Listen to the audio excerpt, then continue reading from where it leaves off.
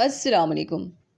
ایک دفعہ ایک عورت جن کا نام خولا تھا وہ اپنے نبی اکرم صلی اللہ علیہ وسلم کے پاس آئیں کہ یا رسول اللہ صلی اللہ علیہ وسلم، میرے شوہر نے مجھے اس طرح طلاق دی ہے کہ میں اس پر ہمیشہ کے لیے حرام ہو گئی۔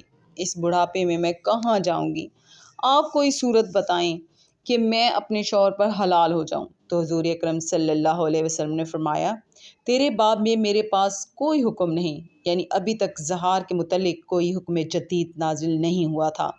وہ بار بار عرض کرتی رہیں اور جواب حسب خواہش نہ پایا تو آسمان کی طرف سر اٹھا کر کہنے لگی، یا اللہ تعالیٰ، میں تجھ سے اپنی محتاجی و بے کسی اور پریشان حالی کی شکایت کرتی ہوں۔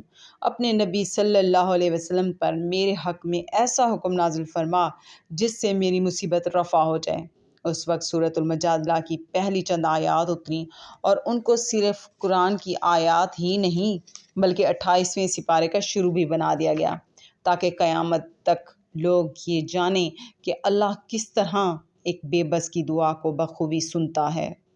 ان کا ترجمہ کچھ اس طرح سے ہے: اے پیغمبر صلی اللہ علیہ وسلم، جو عورت تم سے اپنے شوہر کے بارے میں بحث و جدال کرتی اور اللہ سے شکایت رنج و ملال کرتی تھی، اللہ نے اس کی التجا سن لی اور اللہ تم دونوں کی گفتگو سن رہا تھا۔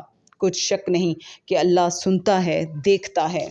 اور یہ ایسی صورت ہے کہ جس کی ہر آیت میں اللہ کا نام آیا ہے۔ آج کا سبق شروع کرتے ہیں۔ پناہ مانگتی ہوں اللہ کی شیطان مردود سے، شروع اللہ کا نام لے کر جو بڑا مہربان نہایت رحم والا ہے۔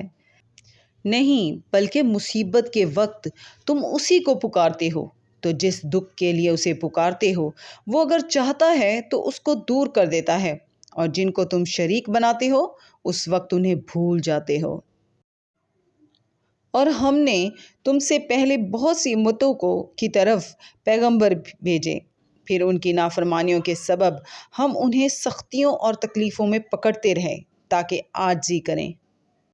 تو جب ان پر ہمارا عذاب آتا رہا وہ کیوں نہیں عاجزی کرتے رہے، مگر ان کے تو دل ہی سخت ہو گئے تھے، اور جو کام وہ کرتے تھے شیطان ان کو ان کی نظروں میں آراستہ کر کے دکھاتا تھا۔